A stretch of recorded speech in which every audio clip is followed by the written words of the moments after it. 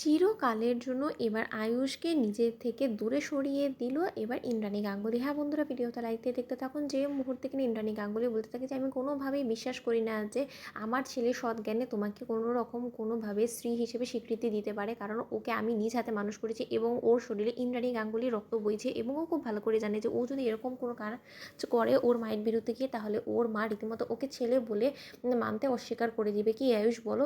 তাই তুমি এক্ষুনি এই সমস্ত আজে বাজে কথা না বলে জাস্ট বেরিয়ে যাও, নয়তো আমি তোমাকে ঘাট ধাক্কা দিয়ে বার করে দেবো। ঠিক সেই মুহূর্তে যখন কিনা মেঘা বলতে থাকে যে তাহলে আপনার যদি এতটাই সাহস থাকে তাহলে আপনি মেঘাকে বের করেই দেখান না। ঠিক সেই মুহূর্তে যখন কিনা ইন্দ্রাণী গাঙ্গুলি মেঘাকে টেনে হিঁচড়ে বাড়ি থেকে বার করে দিতে নেয়, ঠিক সেই মুহূর্তে মেঘার হাত চেপে ধরে আয়ুষ এবং বলতে থাকে যে দাঁড়াও মা, তুমি কোন অধিকারে মেঘাকে ঘাট ধাক্কা দিয়ে বাড়ি থেকে বার করে দিচ্ছ বলো তো?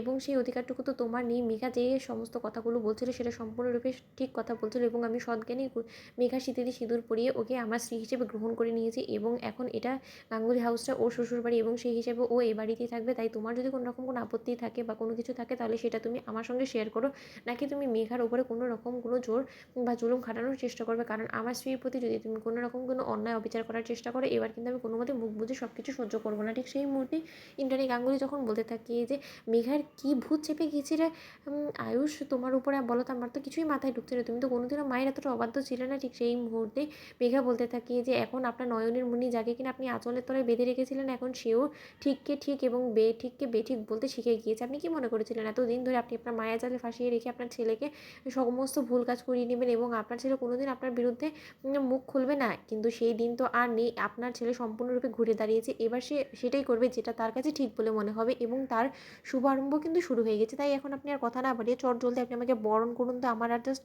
সহ্য হচ্ছে না, আমার টায়ার্ড লাগছে, অনেক ক্লান্ত হয়ে গিয়েছি আমি। ঠিক সেই মুহূর্তে যখন কিনা আয়ুষ বলতে থাকে যে মা, কথা না বাড়িয়ে তুমি বরঞ্চ মেঘাকে বরণ করো এবং ওকে যোগ্য সম্মান দেওয়ার চেষ্টা করো, নয়তোবা কিন্তু আমিও ভুলে যাবো যে তুমি আমার মা। ঠিক সেই মুহূর্তে ইন্দ্রাণী গাঙ্গুলি যখন কিনা আয়ুষকে সপাটে চড় মেরে বলতে থাকে যে তোর মতন বিশ্বাসঘাতককে আমি আমার সব থেকে বেশি স্নেহ ভালোবাসা মায়া মমতা দিয়ে মানুষ করেছি, আর এর প্রতিদান তুই আমাকে এই দিলি? এরকম করে তুই আমার বিশ্বাস ভঙ্গ করে এই কালনাগিনী সাপ, যাকে কিনা আমি পছন্দ করি না, যে কিনা আমার বিরুদ্ধে যাওয়ার চেষ্টা করছে, যে কিনা আমাকে নদী স্বীকার করানোর চেষ্টা করছে, তাকেই তুই তোর জীবনসঙ্গী করে আনলি। আমি এই রকম ছেলেকে কোনো মতেই পরিচয় দেবো না এবং আমি তোকে আজ থেকে আমার ছেলে হিসেবে সম্পূর্ণরূপে অস্বীকার করলাম এবং আমি আর কোনো দিনও এটা মনে রাখবো না যে আমার আয়ুষ্মান গাঙ্গুলি নামে কোনো ছেলে ছিল। তাই রাজ, আমি তোমাকে বলে রাখছি সাক্ষী রেখে যে তোমার যদি ওকে বরণ করার হয় তাহলে তুমি চাইলে বরণ করতে পারো, কিন্তু আমি কোনো মতে ওকে বরণ করবো না। ঠিক সেই মুহূর্তে মেঘা যখন বলতে থাকে কিন্তু ইন্দ্রাণী গাঙ্গুলি, বরণ তো আপনাকে আমাকে করতে হবে, কারণ আমি যতক্ষণ পর্যন্ত না আপনার হাত থেকে